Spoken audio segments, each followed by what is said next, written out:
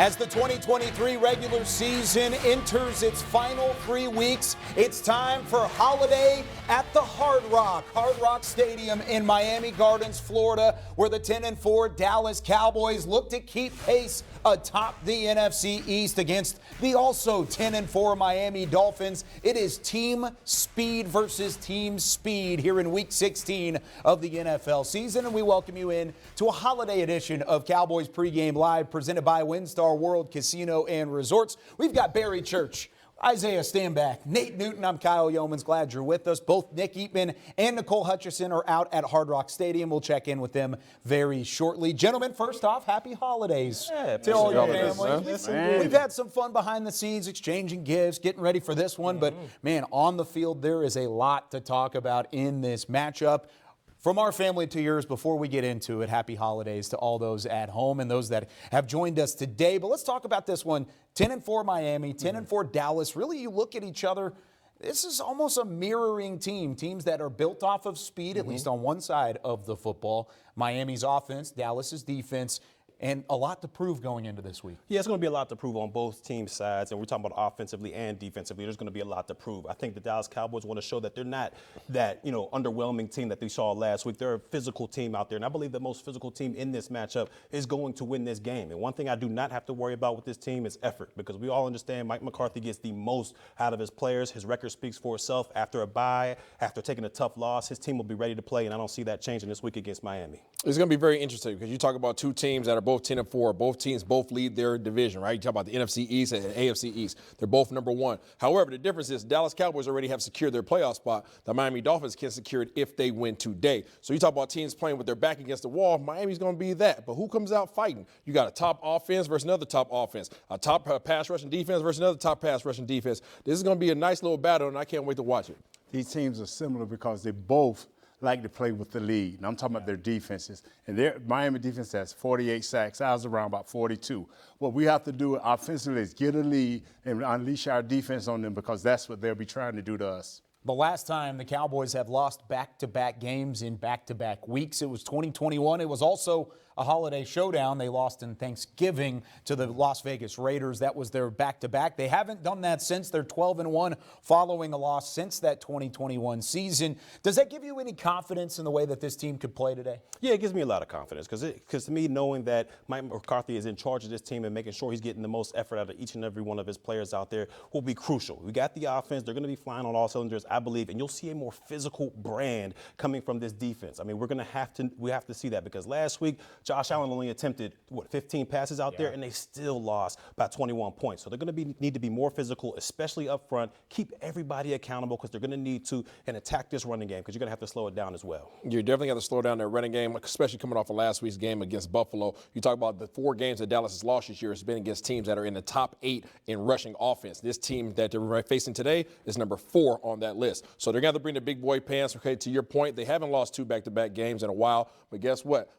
We know one thing. Coach McCarthy's going to have these guys prepared, and if there's any game plan that they need to be prepared for, it needs to be that of Mike McDaniels. It's got to be about tackling. He said it, they're going to run the ball. They're very physical. As Barry said, you're going to have to tackle. You're going to have to be in your gap. You're going to have to be a dominant front seven. Be physical, but most of all, tackle. Isaiah, you brought up the run defense and how that's a team that gave up 266 rushing yards last week in a loss against the Buffalo Bills. How much do you need to see from Dan Quinn in this defense today to build your confidence in that element of their game?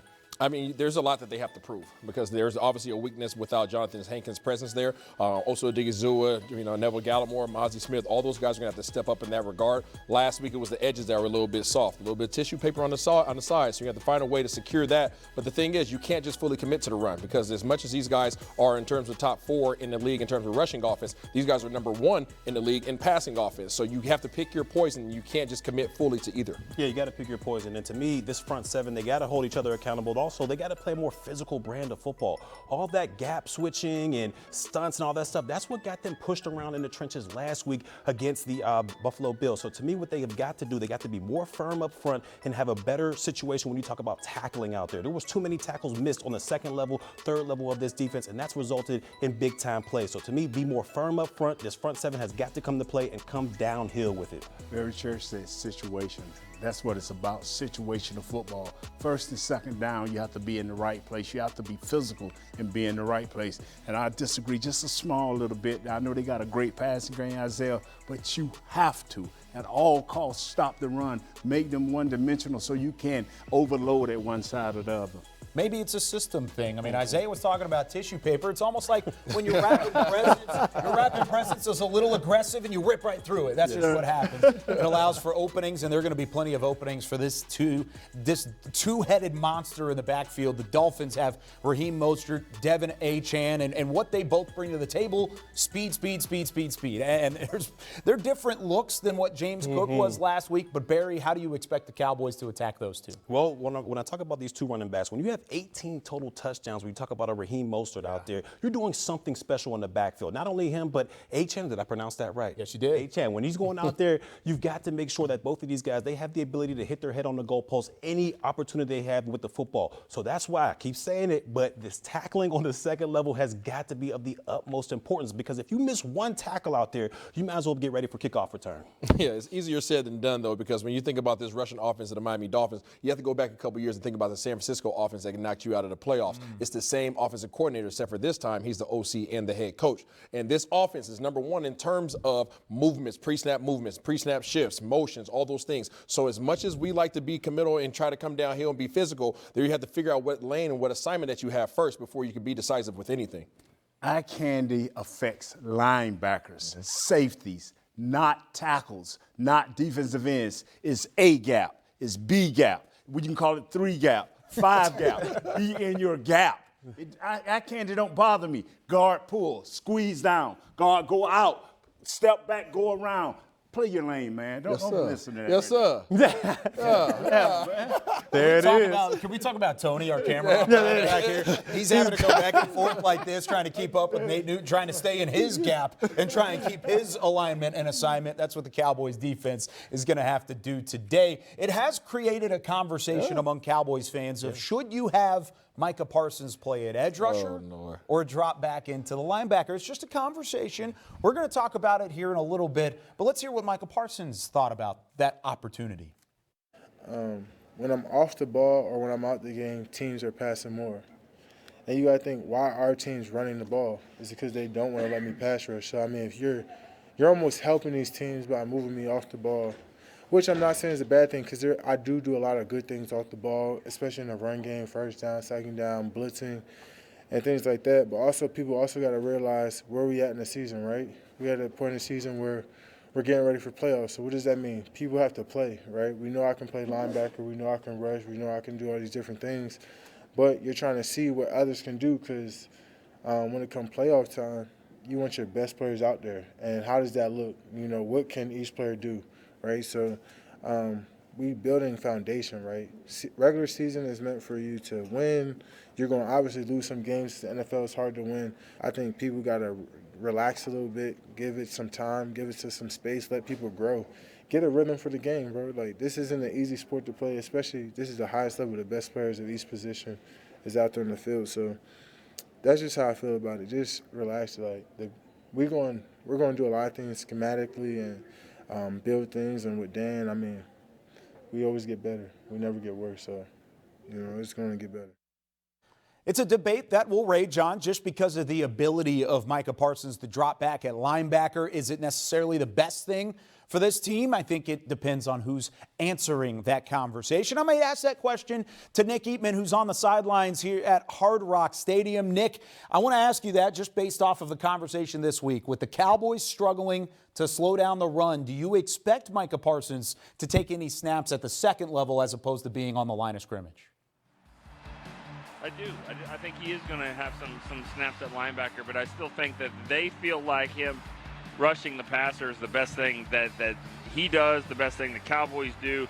So I think that he's going to be rushing the passer for sure. I mean, that's the key. He's got to be all over the place. He's got to line up over the center at times. He's got to line up on both sides of the ball.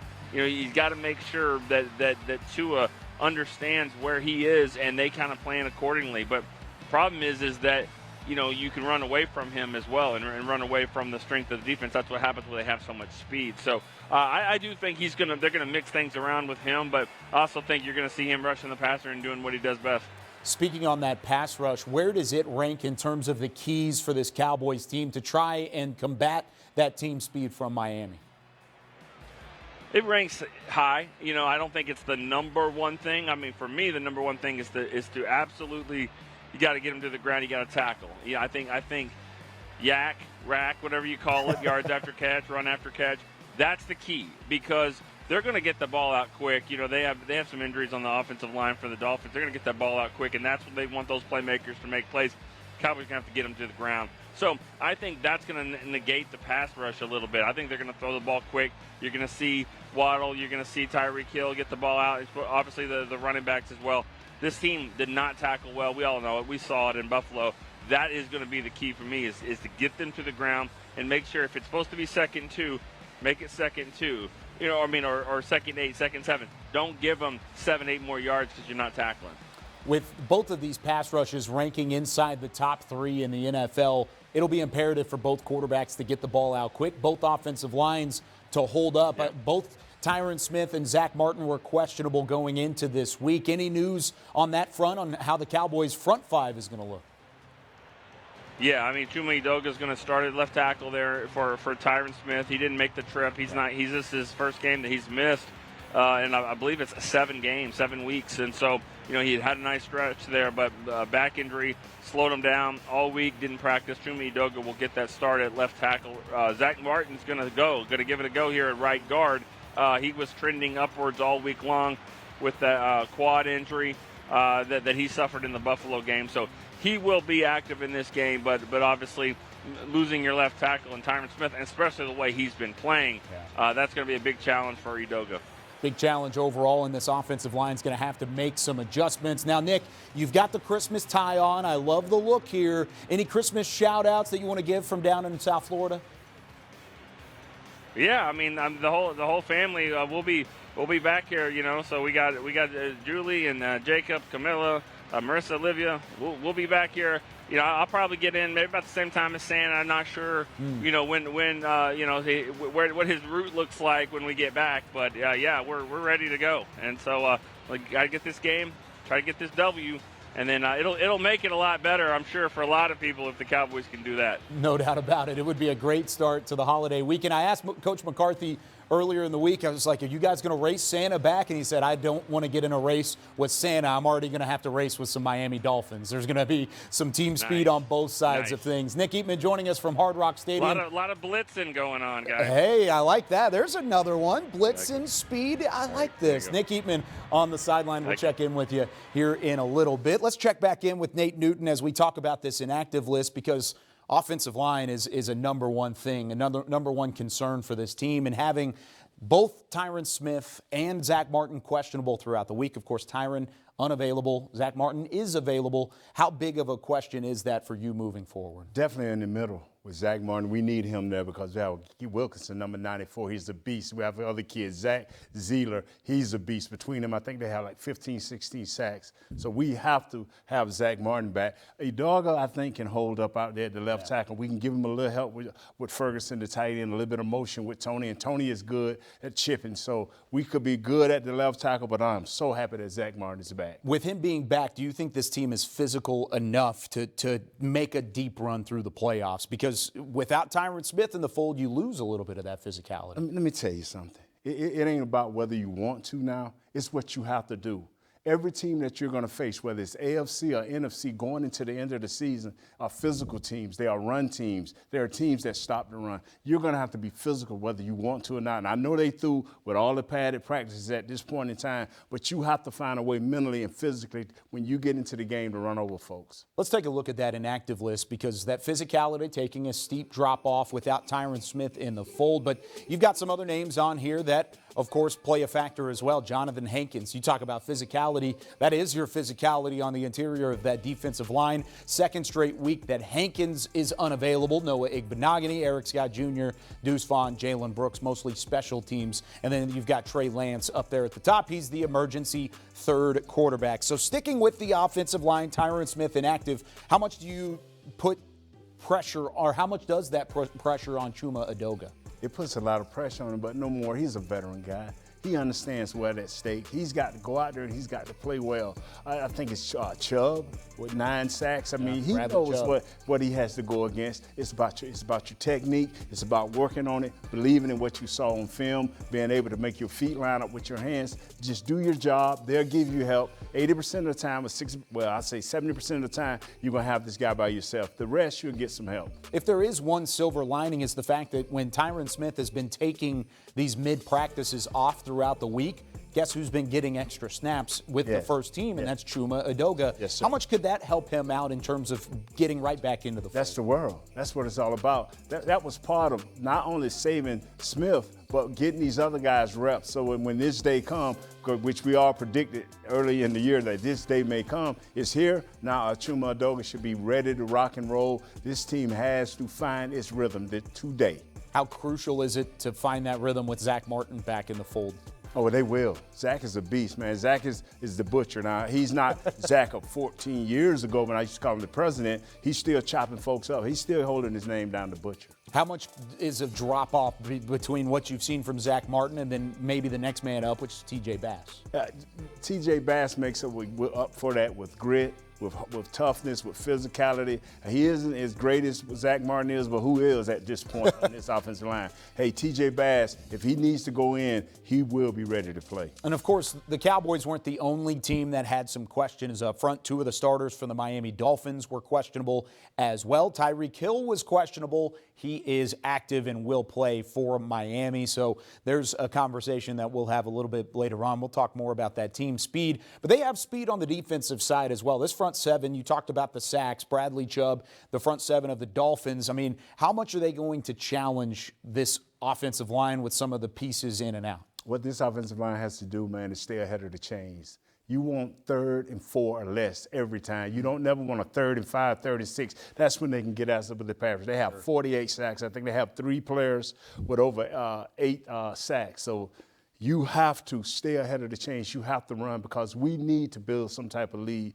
so we can have at least 35 minutes plus time of possession. Where does communication among an offensive line rank in the importance there? Because when you're on the road, and the Cowboys have certainly had their road woes, communication can be upended. How crucial is that today? First of all, you have to know the play, the snap count. Then you walk to the line. You see the defense, over, under, whatever you want to call it. But then you got to find who's the most important person versus the run or pass. You normally go to the middle linebacker, to the outside guy. That could be a safety, that could be a corner, that could be a will linebacker. But you go 1, 2, and then everybody knows from that point. You have your words like, hey, if I want you to come with me, I may say, Kyle. If I want you to go away, I may say, hey, Neely. You know what I'm saying? So it's different things. But once the quarterback go up there and say, what's that old funny thing they doing now? Right, here we go. When we go, here we go. All the foolishness started. It's time to beat somebody up. There you go. Hey, Nate did that for years and years and years. That's why he's a 6-time Pro Bowler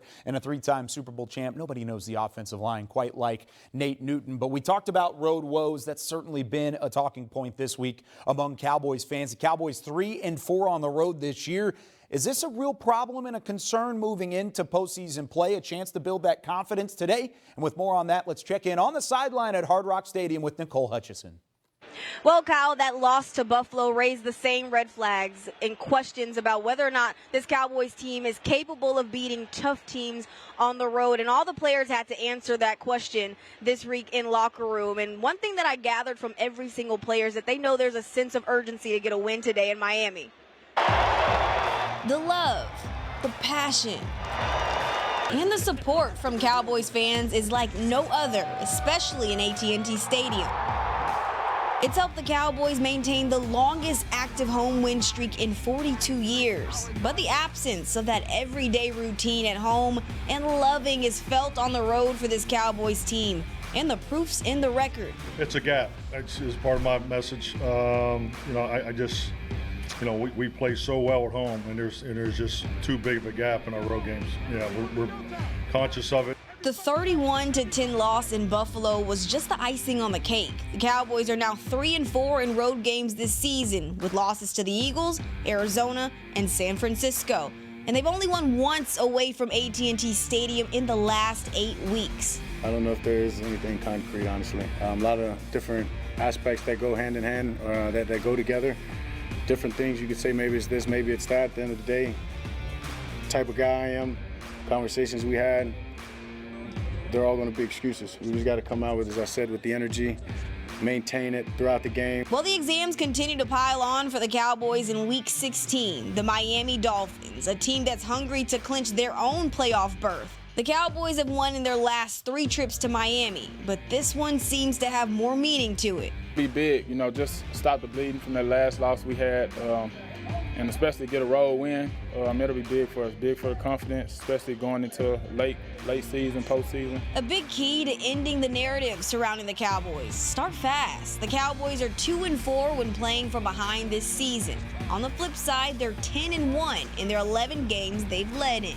When you score your first possession, first drive, that percentage of winning that game goes up significantly. So just looking at that, that's pretty important. And then just confidence-wise, that's always nice, get points on the board first. It's a good recipe for an 11th win on Sunday, and history shows it. The Cowboys do not lose back-to-back games. Not this season, not last season. This team's gone 37 games without consecutive losses dating back to 2021. I feel like just knowing who you are as a team and knowing your identity and staying true to it. Obviously, some things happen along the road in the journey, and it's all about, as you said, bouncing back and just recovering and responding the right way. The perfect response, resilience, and the Cowboys look to put that on display, silencing all the doubters on Sunday. The Cowboys have been a bit homesick whenever looking at these numbers. It certainly has been something throughout the season that they've struggled with. 7-0 at home. Partially the big discrepancy between these numbers is just because they've been so good at AT&T Stadium, and then they go away from home and any drop-off is going to be significant. But is this a concern moving into the postseason whenever, if, of course, things don't go your way in these final 3 weeks, you're going to have to win some games on the road? Yeah, without a doubt. I think it is a slightly concerning because where this team wants to go, and we all want this team to go, is the Super Bowl. And in my opinion, they're going to have to win some road playoff games. So you're going to have to get better on the road overall. And the one stat that kind of stood out to me was that turnover differential. When you're at home, you're +10, and when you're on the road, you're -1 out there. So when you're -1 and you're losing the turnover battle, 9 times out of 10, you're going to lose that game. The more concerning thing from my perspective is the fact that you don't know what to put your finger on. They don't know why there's such a differential between home and away, outside of the fact that you have your crowd and you're comfortable and momentum swings and things of that nature. They don't know what it is. So that to me is more troublesome because you can't fix the problem that is simply eluding you. I know how to fix the problem. Start with the silly penalties. And your star players, you name whichever one you think is a star, and that guy or guys have to show up repeatedly. All a role player has to do is make sure he relish in his role. And Barry, my star safety, I need for you to make 2-3 plays. If you my star quarterback, I need for you to make 2 or 3 plays. When I stumble up here, Kyle don't hesitate. He take over. That's what we do. You make plays when you're supposed to. One of those guys is Dak Prescott. Yes, he got to make plays. Has he done enough on the road to build that confidence so far? Yes, he has in my eyesight. His rest of the team got to catch up. Our defense was the strength of this thing, and if they're going to be the strength, I need for Michael Parsons, D. Law, Curse. I need for you guys to show up. Osa, number 97, great defensive tackle. You show up a play, we don't see you for 3 plays. You show up a play, we don't see you for 4 plays. Your star players, your big-time players have to show up and make plays, and then it gives the role players confidence. Coach, cut down on what you're doing. You do your man-to-man thing, you mix in one zone, have some variations off that, keep it simple, and let's go play football. Yeah, I think one of the things that you're referring to is just your big players being consistent. I think you have to want to make the next play. You have to be yearning for the opportunity to make that play, and I don't think that you're seeing that for whatever reason on the road. I think that the biggest controversy that you're really having on the road is the fact that you're not able to overcome adversity.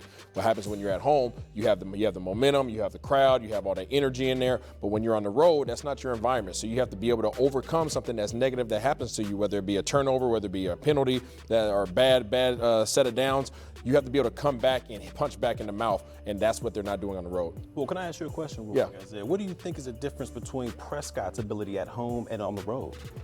I don't think it's really a Prescott thing, to Nate's point. I really think it's the other players that aren't playing consistently enough. Okay. And, obviously he's putting the ball in position sometimes, and those guys have to make catches and make big plays off of them. He hasn't really turned the ball over substantially more. That was a big area that he needed to improve on last year, and he's done so. Yeah, I agree with you on that. You play the position, you understand it more than anything or any of us up here. But when we talk about Prescott and his ability at home versus on the road, the one thing I did stood out as a defender is when you look at it outside of Arizona, when you look at those other teams, Philadelphia, San Francisco, and Buffalo, what were they all able to do? They were all able to rush the quarterback and get after Dak Prescott and make him feel uncomfortable out there. So on the road, as an offensive line, we got to be better against those teams that can rush the passer, because you're going to see great defenses on the playoffs as well. Yeah, and you're going to see great quarterbacks throughout as well that are going to try and duel with a guy like Dak Prescott. He'll see one today. Tua Tagovailoa has had a phenomenal year. Here's his NFL ranks. You talk about completion percentage, passing yards, yards per attempt, touchdowns. He's a little bit further down. Dak has a lead in that category.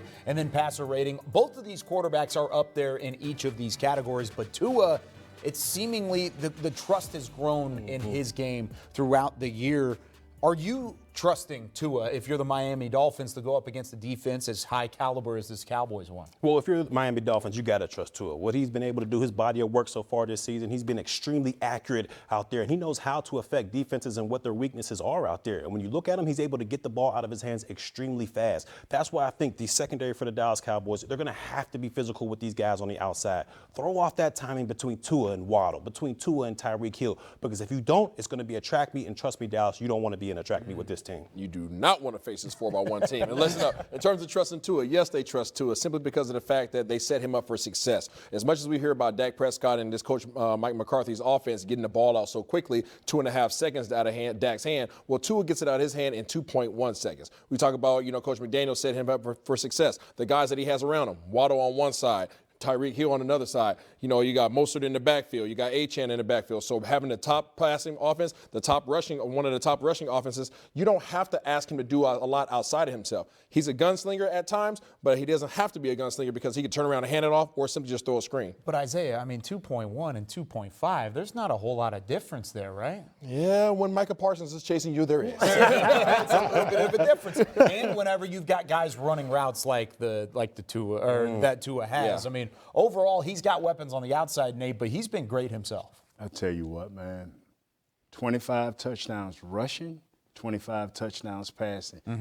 It's hesitation on your defensive line because you don't know whether to stop and play the run first or rush the passer. And with him coming back 2.1 seconds, that means 9 times out of 10, his first read is open. Yeah. So this is why he's so fast. The coach believe him. They are connected as one, and they're having a super season. You know who else believes in Tua? It's these wide receivers on the outside. You can see it in the film, the way that they have confidence in the routes that they're running, the way they look back at the line of scrimmage. And Tua has trust in these two guys for good reason. Jalen Waddle, first-round pick. He's been fantastic ever since being drafted out of Alabama. 8th in the NFL in receiving yards since the beginning of the 2022 season. And then Tyreek Hill, he could be, if he has a big 3 weeks, the first receiver to ever have 2,000 yards receiving in an entire regular season. There's a lot at hand for both of these guys. Who needs to step up out of this Cowboys secondary to try and slow them down? I think it has to be both of your corners. It's got to be Gilmore and it's got to be Deron Bland on the outside as well. Because when you look at it, the system they run, that single high safety out there,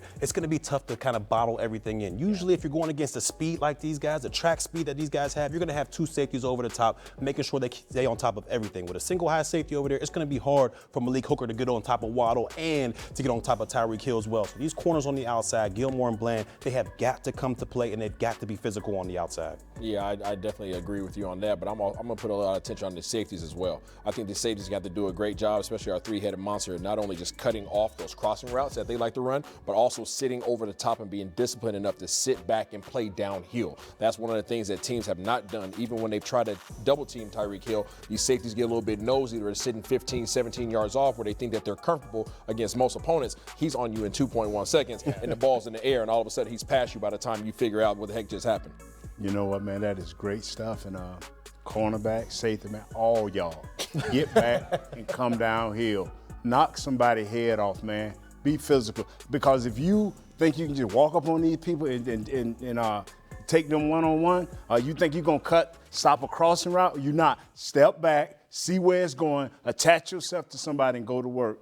Well, and one thing that the Cowboys' 10 wins all have in common, they've forced a takeaway in each of those 10 wins. They're 10-1 when doing so. How important is it for this defense to have at least one takeaway in this one? No, at least two. Because if we get two, then we can build a lead. Or we can get some momentum. It's going to give our offense a short field. It'll give us a chance to get Tony Pollard a little bit more into the game. Jake Ferguson. We need 2 turnovers, not 1.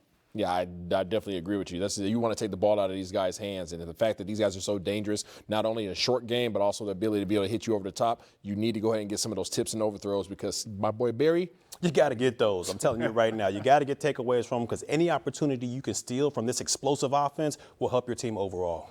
That's the number one thing is the fact that you have an ability to take possessions away. If there's a dangerous threat on offense, and we saw it last week, you may only have a number of possessions on offense yourself. Dallas has been great. They were taking possessions away because of the way the Bills played defense and the way they took away time of possession. Both of those are going to play an early factor in this one. There have been some things that have risen for this Cowboys team, some concerns that have risen, maybe even red flags that would carry into the postseason if they continue. But there's still time to turn things around in each of those categories. With more on that, we go to DallasCowboys.com beat writer Nick Harris. Nick has a little bit more insight on some of these problems and how they could be repaired.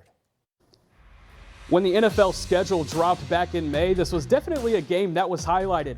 The Dallas Cowboys and the Miami Dolphins squaring off here on Christmas Eve at Hard Rock Stadium. Merry Christmas to everybody, by the way. But the reason this game was highlighted was because of the speed of the Miami offense. One of the fastest offenses you could say in NFL history, led by guys like Tyreek Hill, Jalen Waddle, Devon Achane, and Raheem Mostert. The Dallas defense is definitely going to have a big challenge in front of them today. But it's not the only major area of concern that you could look at going into this game, as the Dallas defense has an opportunity to wipe away some major concerns before the final stretch of the season. The first concern, playing on the road, and that goes for the team as a whole. 3-4 on the season the Dallas Cowboys are when playing away from AT&T Stadium, with big losses to the 49ers, Cardinals, and Bills at the forefront of the mind. Going into a road environment like Miami, it's a good chance to be able to wipe away those concerns against a playoff team before going down the final stretch of the season and what is shaping up to be an almost certainty to play on the road in the NFC playoffs. The second biggest area of concern, as alluded to earlier, is the speed. Being able to defend guys like Tyreek Hill and Devon Achane out on the edges. It's going to be a big challenge for guys like Stephon Gilmore, Deron Bland, Jordan Lewis, and throw any other defender in the mix right there. It's going to be a big challenge to be able to keep those guys in front. When you think back to other games this season, guys like Keenan Allen, DK Metcalf, and Garrett Wilson were able to break off for big explosive plays against this Dallas defense. But what can they do when there's more than one speed option against an opponent? And the third area of concern, rush defense, especially coming off of a game against the Buffalo Bills where the Dallas defense gave up 266 yards on the ground, the most for the franchise since 2012, and by far the most under defensive coordinator Dan Quinn. It's going to be an even bigger challenge against the league's fourth best rushing offense this week, led by Achane and Mostert. What can the Dallas defense do, especially if Jonathan Hankins cannot go? And sure, those are areas of concern, but if the Dallas team could come out with a victory here on Christmas Eve, maybe those concerns go away. We'll see what Kyle thinks. Back to you. One of those main concerns for the Dallas Cowboys today is slowing down the speed of the Miami Dolphins. We've got Barry Church back with you. Kyle Yeomans here as we take a look at some of the team speed that Miami possesses. The Cowboys haven't seen speed like this, especially not this year, maybe not even underneath Dan Quinn over the last 3 seasons. We've got their 40 time, their speed, top speed in terms of miles per hour. We're talking street speed here. And then you've got the NFL rank for some of the top guys overall. Tyreek Hill, 3rd. Dolphins also have Achane, 4th. And then you've got Raheem Mostert, that's in the top 6. The only Cowboy that's even among those guys right now is Kevontae Turpin, that is in 5th. I mean, the speed is absolutely next level, and I think the Cowboys need a little bit of help to try and slow it down. They do need a little bit of help to slow this thing down. When you look at these numbers right here, I mean, this is an Olympic track squad out here, but don't worry, don't panic. I know everybody's sitting there thinking, oh, my God, what are we going to do with all this speed?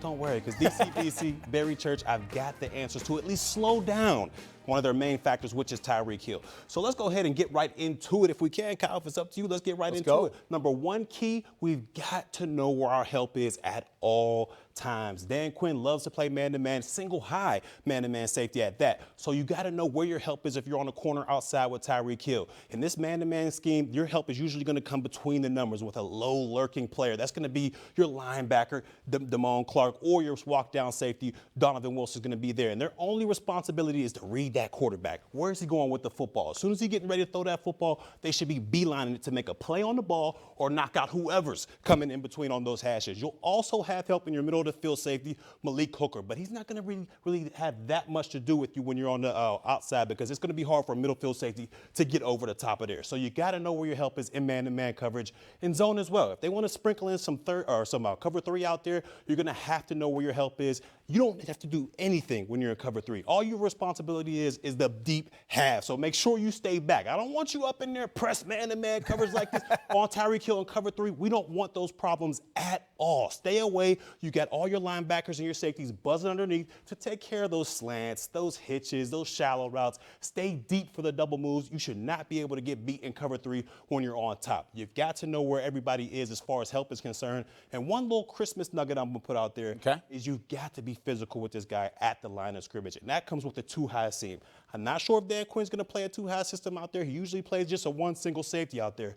But if you have a safety on top of you, you got to play a two-man. You got to be physical with it. You got to throw off that timing between you or between Tua Tagovailoa and Tyreek Hill on the outside when you have a safety over top, but know where your help is at all times. You got to have help here because they need the help to slow them down. That extra help over the top can go a long way. But also last week against Buffalo, you saw this Dallas defense probably have their worst tackling game of the season. Is that going to be a key for this team moving into this matchup? Yeah, and that brings me into my second key. We've got to be sure tacklers out there, all right? We've got to understand that Tyreek Hill is one of the fastest human beings to ever touch the football field. So what you've got to do with this guy is you have to be a sure tackler. I don't know what this new age nonsense is about throwing shoulders, throwing elbows. Barry Church never did that, ever. Dude, I would have never done that. You got to wrap these guys up. One of my coaches used to tell me back in the day, come up with a body part. Whenever the whistle is blowing, whether it's a shoe, an ankle, a lace, a knee, whatever the case may be, come up with a body part to know you've got that guy on the ground.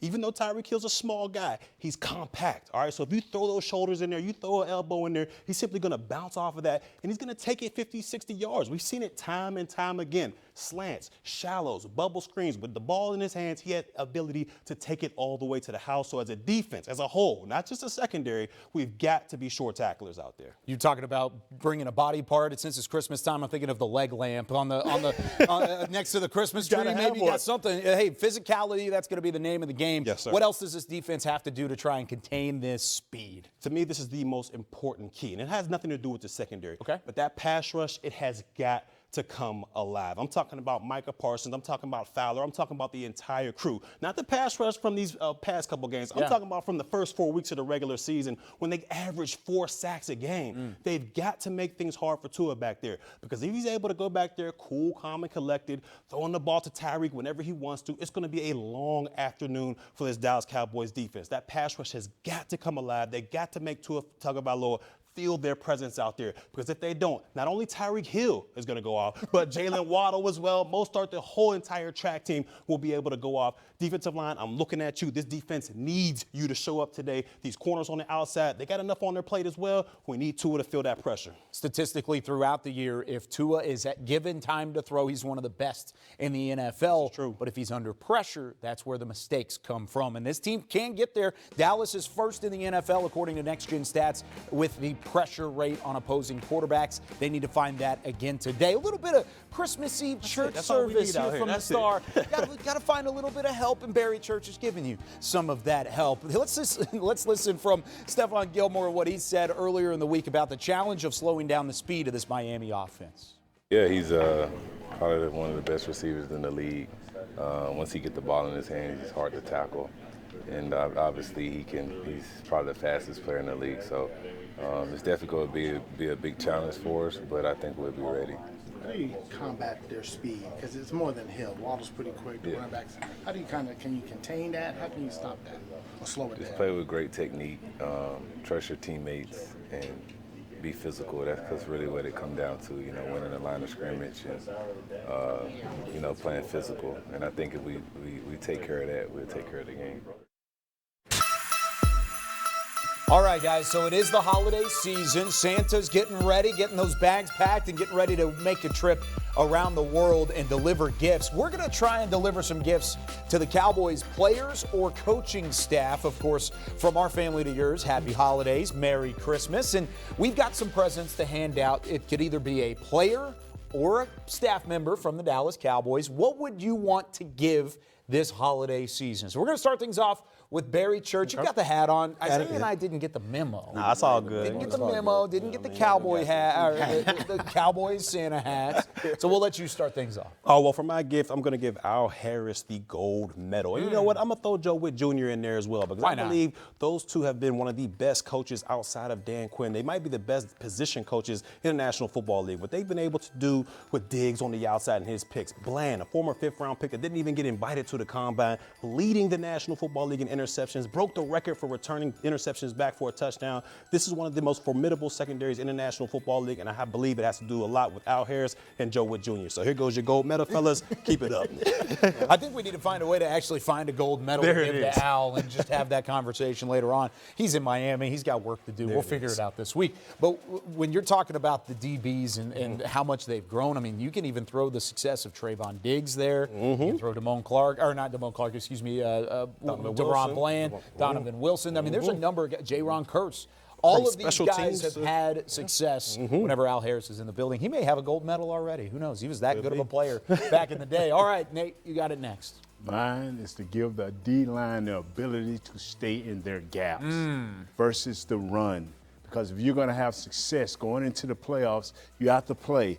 It's the center, 2 A gaps, 2 B gaps. Whichever one you need to be in, anchor down, stay in there, and then we can just steal that gold medal and give it to you. Nate just said, forget the physical gifts. I'm going to sprinkle some Christmas magic. Really? On No, he stole yours, too. Yeah, he said, give me that gold medal and take it there. Man, all right. I love it. Mine is a physical gift, but it's got a little bit of tongue-in-cheek in it as well. How about some pain medication for the offensive line? Because the Cowboys are going to need all these guys available down the stretch and into the postseason. I don't care what the brand is. I don't know if there's an official pain medication sponsor of the Dallas Cowboys, but whatever it is, make sure it works because these guys need to be available. Tyron Smith, you got a week off this week. We need you next week. Zach Martin, if you're questionable going into the postseason, I don't want to be questionable. Take this and we'll move on from there. So maybe a little Christmas magic working its magic with the offensive line at the same time. But we need those guys to be available in postseason play and down the stretch. So I'm gonna just pass on a little bit of pain medication. Y'all are so brutal. I'm going with Mr. Lundell Wells, the tight ends coach for the Dallas Cowboys, and I'm going to gift him a good old Cowboys hat. And the reason why I'm going to give him a Cowboys hat because this dude is the Maverick. You see him walking in there right there. Everybody who walks in the tight ends room is successful, all the way from Dalton Schultz, all the way to Jake Ferguson, and there's a couple more that are on the way up as well that you guys will most likely see next year. But this dude is an absolute genius. He does not get enough credit, but go ahead and take that hat, Mr. Maverick. He doesn't need a cowboy hat, though. Look at that. I mean, he's already got the look. Swagged out. He already has the look, the Dark Knight look. Fire. He's got the all black on. I tried to copy it as much as I could today. I can't do it. Did your thing. I like the shoes, though. I do, too. I've never seen them before. Little Christmas green. Little Christmas green. Couldn't wear it in week 9 or week 14, but I got it this week, guys. I got it this week. All right. With all this being said, happy holidays. Hope you guys have a fun Christmas Eve, and we've got plenty more to talk about in this one. Let's go ahead and check in back at Hard Rock Stadium and hear from Nicole Hutchison. Well, Kyle, it was all smiles from CeeDee Lamb earlier this week when I got a chance to sit down with him, just talking about his historic season. I mean, he broke Bob Hayes' record of most 100-yard receiving games in a player's first 4 seasons, right? Now he's also the first Cowboys player in franchise history with 3 1,000 receiving yard games in a player's first 4 seasons. And I sat down with him earlier this week just to find out what the difference has been from year 1 of being wide receiver 1 to year 2. Just continuing to work, just keeping a level head, most importantly, keeping my mental clear throughout all the goods and bads, ups and downs. I feel like the most important thing for us as players is, keeping a clear mind and ultimately playing free. And that's what I've been doing for my first 4 years. It's been fun. It's been a good ride. We're trying to keep it going. There were talks about you not being a true wide receiver one, but you've obviously proved everybody wrong. What went into that? I took it as a challenge almost. I knew what I expected of myself, coming into the season. In the first 5 games, granted I didn't start as well, and neither did we as a team. And then, we used the bye week, and we took it as personal as possible. Coming off a week off, fresh week, just looking on bouncing back. Why was it so important to, because I feel like you've been doing this since college, and I feel like I mentioned that to you, since college, since high school, terrorizing secondaries. Mm-hmm. Why was it so important for you to put that reminder back on display? Just being impactful, showing how impactful I am to this game and showing how much I appreciate the game. And I feel like by doing that, it's just giving it all I have, putting my best foot forward and, doing all I can for my team and coming out victorious. And I feel like with that comes a lot of rewards, and that's just some of them. This is year 2 of you being a true wide receiver one. What have you learned along the way? Regardless, I have to be consistent. I have to be there for my team. And, at the end of the day, I'll be the bridge that, the guys can lean on or to get over that, hump. And I take it personal, just being excited about the job and not necessarily taking it as a big responsibility, because I've been playing this game for a while, my whole life basically, and just finding the fun in it, not so much of work and workload, just being grateful that I'm out here taking every rep, every opportunity that I can, and playing fast. Some people forget to somewhat have fun on the field, but you don't. Why is that also so important for you? As soon as you stop having fun with it, that's when it becomes boring, you Yeah. know? It actually, you start looking at it as work. And granted, it is, you're physically doing the work, but mentally you can put yourself in a happier place. And if you're not happier, on the field scoring touchdowns, then I mean, that's just your choice. Throws on the run, Lamb at the 7 and strolls in.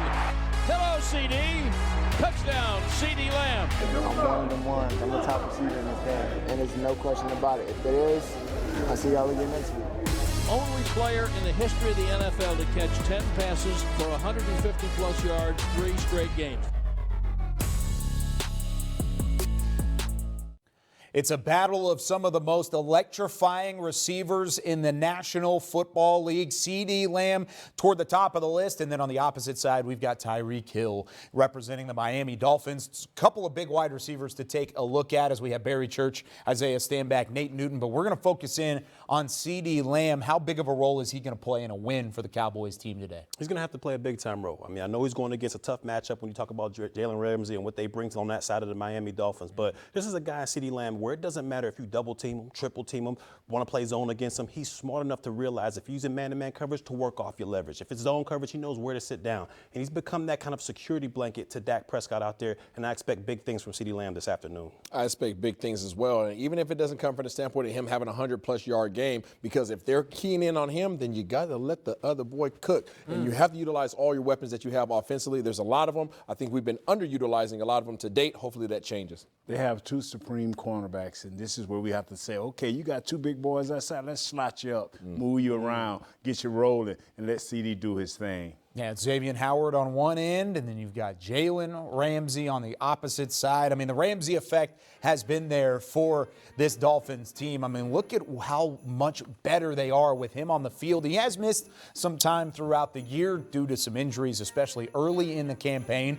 But once he's come back, he's been a complete game changer. Barry, I know you've been around Jalen Ramsey. You've played against Jalen Ramsey. You've seen really his journey throughout his career. What makes him special? Look, this guy is one of the most gifted athletes I've ever seen on the football field. When you talk about long, lanky corners with the ability to run with anybody in this National Football League, that's who he is. He makes plays. You've seen the numbers with and without this guy. It doesn't matter whether it's outside cornerback, inside cornerback. This guy is going to make plays out there. He has that dog mentality in him, and you see it from this Dallas Cowboys team when Micah Parsons is rolling out there, how everybody kind of feeds off that energy. That's the same thing with Jalen Ramsey. When he's out there breaking breaking up passes, getting interceptions. That whole defense feeds off of his energy. He is one of the most dogged out guys in the National Football League and probably the best corner that I've ever personally played with. Yeah, you heard it right here from the horse's mouth. The guy who actually played with him was in the trenches with him. So I can't attest to anything that he just said, aside from the fact that I believe you. But you talk about Jalen Ramsey. This dude is one of the few players that I consider in the league that wants the smoke. He wants to go up there and he wants to match you. He wants to follow you around the field. He welcomes that challenge, not only in the passing game, but if you decide to run the ball in his area, he wants to come up and hit you. He's going to talk and he's going to back it up. And you have to be aware because, like you just heard Barry said,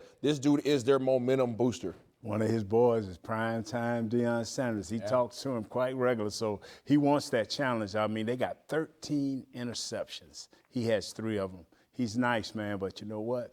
CD routed him up. Let's go. Okay. I like it. There's that primetime connection at Florida State, but they have the Jacksonville connection. Who was a better trash talker, you or Jalen Ramsey? Oh, Ramsey, 100%. Oh, he blew me out of the water. You could at least talk a little bit. No, even though when we were losing, he's still talking trash. I mean, that guy brings the smoke wherever he goes. What was the wildest thing that he said that you can say on air? Ooh, I can't say anything on air. I mean, everything is there. It's all bad. It's all bad. Yep. We would have our audio back in the room going back and forth. Jim Jazz would have a tough time at that one. All right, with that being said, though, that's the outside battle. There's going to be a battle on the interior as well, including one that involves Jake Ferguson. I mean, physicality. We talked about how the Cowboys need to ramp up the physicality. How much of a factor is he going to play, Nate, in terms of the passing game and the passing attack? You know what? You're going to have to start out quick, with the short routes and, the intermediate routes for him. You got to be dragging across. I would give him a wild option where he can play off of either the safety or the outside linebacker, the inside out, whichever, like you say, play against the leverage. But you know what? I would like to get into that seam and let him catch a few balls there, and that'll loosen everything up because that'll make them safeties have to react one way or the other, and then we can catch number 3 just riding high. Okay. Yeah. You see that boy riding high? Well, I think Ferguson has a huge opportunity today against this particular defense. These guys like to run a lot of split safety combo coverages, whether it be cover 2, cover 4, or a combination of both, which we call cover 6. And when you have that, you have 3 underneath defenders. If there's only 3 underneath defenders that are responsible for 53.5 yards, and there's a huge opportunity for Ferguson to get up to by 7, 8, 9 yards down the field, work the middle, and then when you work the middle, then you bring the safeties down. Now CD and Cook can get after it. Yeah, I agree with both of you guys. This is exactly where I think Ferguson's going to have one of his bigger games because when you look at it, you got the matchup on the outside, CD versus Jalen, all that good stuff. But when you look at Ferguson, I don't see anybody, whether it's a safety or a linebacker for the Miami Dolphins out there that can match with him in the middle of the field. When you talk about attacking those seams, when you talk about running those option routes, he is dynamic when you talk about that as a pass catcher. I just hope he can hold up in the blocking as well. He's shown some improvement in that area of his game throughout the season, but you all kind of mentioned how it's a direct correlation with Brandon Cooks and what he could bring as a weapon. Why could Brandon Cooks be the X factor for this offense? Because I believe he has the speed that can outrun a lot of those DBs out there. I feel like Jalen Ramsey will be focused on CeeDee Lamb for the most part, but when you look at Cooks, Xavier and Howard out there, he's been known to give up some deep balls out there, and I think that's exactly where Cooks can take advantage of this Miami defense. I think they're going to have to play off on somebody. I think they're going to try to roll coverage to CeeDee Lamb, and if you roll coverage to CeeDee Lamb, that means that your cornerback is at the line of scrimmage trying to disrupt the release. You're going to play a safety over the top, and a lot of times when you're playing that combo coverage, now the opposing cornerback, which will be over Cooks, is going to be playing about 10 to 12 yards off, allowing for him to have pretty much anything that he wants in that route tree as long as Dak has time to sit back and throw the route. I don't know what you call this route, but you take number 3, Cooks, put him out wide, take him deep, and take him into a deep post, right? Then you drag that tight end underneath.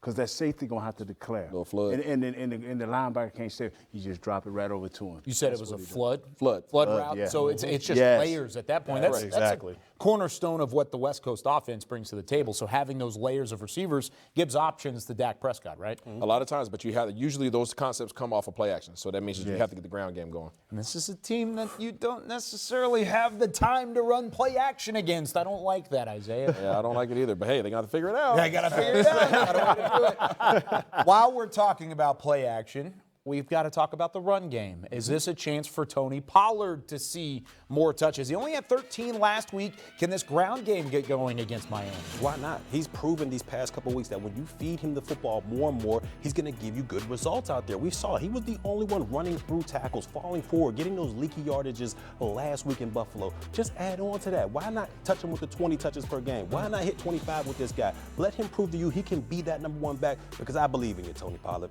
And I believe in you too. And the fact that you're 7th in the league with scrimmage yards right now lets you know that you can be number one if they will utilize you. You're only getting the ball 12, 13 times a game. They got it 11 times on the ground last time, 2 times through the air. Use this man. I know my fellas up here will go ahead and coincide with me by saying, give this man 20 touches a game and you will be happy with the results. I don't know if it's French or Spanish, but I heard one of you guys say, oui. Give it to him 25. Give it to him as many times, but give it to him on the outside. Give it to him, throwing it to him. Let him challenge these linebackers. That's where him and Ferguson can eat. Let him challenge these linebackers in open fields, blocking, tackling. They can't tackle that well. You know what? You guys have convinced me. You really have. I'm going to make a bit of a prediction here. I think Barry Church, I think Tony Pollard puts a 1 in front of his jersey number. I think he has a 120-plus yard game on the ground today. Why not? Why not? No better time than Christmas to find a gift in the backfield, and that's going to be Tony Pollard. We'll see if it gets happening. Yes, maybe it's an emphasis from this coaching staff. Let's see what the emphasis is from the front office. Nick Eatman catches up with Cowboys COO Stephen Jones. Thanks, Kyle. And yes, we're here with Stephen Jones, Cowboys Chief Operating Officer. Dak Prescott just hit onto the field here, and Merry Christmas to you. The crowd is already into this. This should be, I know what you want for Christmas this year, probably a big-time win over the Dolphins. Well, happy holidays to everyone out there, and you're right. Top of my list would be a win here today, but obviously, just special time of year for everybody. Everybody's grateful for their loved ones and all the many blessings they have out there, but this is going to be a big one today, and no one, we were talking in there, most teams can say they got fast players, but this is a legit fastest team in the NFL. Speaking of speed, we tried to do this about 5 minutes ago. Just a downpour just hit us. Stephen, you got some wheels because you dropped this headset, boom, you took off. You had some pretty good speed, so it's going to be that kind of day. I went straight to the trainer, and I got my hamstring looked at on the way out of here. But no, it'll be one of those days. I went to find you. I saw Alex Rodriguez down there. I mean, we got the stars are out for this one, and hey, welcome to the show. Anyways, Stephen, tell us a little bit about this game. What's the key for you going up against Miami here? Well, I think the big thing for us is, getting after Tua. He's quick to get rid of it, and then, take advantage of opportunity. He's going to throw the ball in a hurry. I think he's maybe number 1 in the league at getting rid of it. So, not letting these guys run by us is a huge part of this. And then, when we get our opportunities, make a play on the ball. And then offensively, I think our best shots will be up the middle and, just see what we can get here. But this is a really good football team, one of the best teams in the league, and it'll be a handful. What do you think has been so good with Mike McCarthy's teams here the last 2 years about coming back from losses? Is it locked in during the week? Is it just a sense of urgency? Why do you think you guys have been so good at bouncing back? Well, I just think he's created a great environment out there with the type of players we have, with our play style, the way we refocus and respond. I think a lot of it has to do with the players we have on this team. Dak certainly doesn't tolerate mediocrity at all, and he got that offense rolling again, and throw Dan Quinn in there and Micah on the defensive side of the ball. I just think the guys get right back to work and know this is a long season. It's things that we got to get better from. That was a good team we played up there. We made some mistakes at the wrong times, and we should learn from that. And if we do that each and every week, go out and execute the next week, and then create that consistency, then we can do some special things in the playoffs.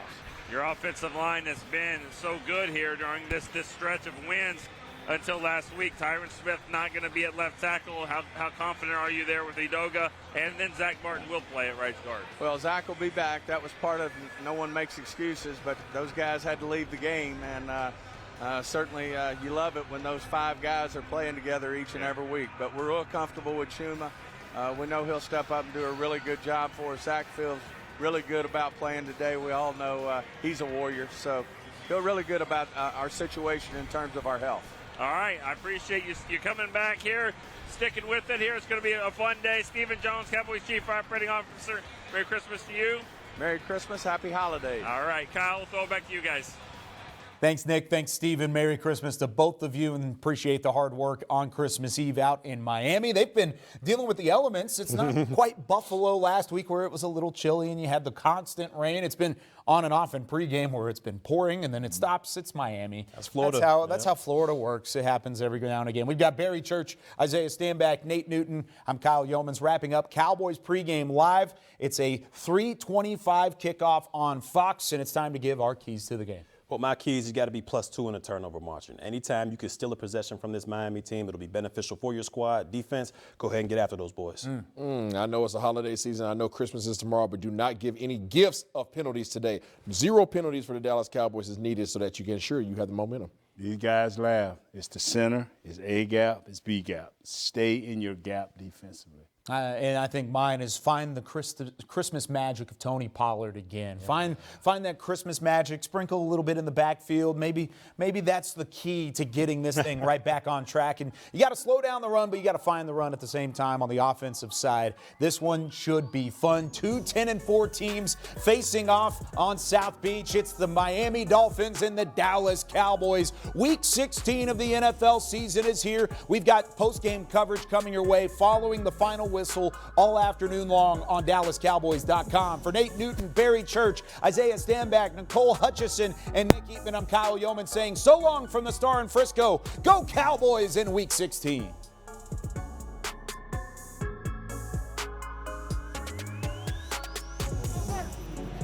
Cowboys on 3. 1, 2, 3. Cowboys. Let's go eat.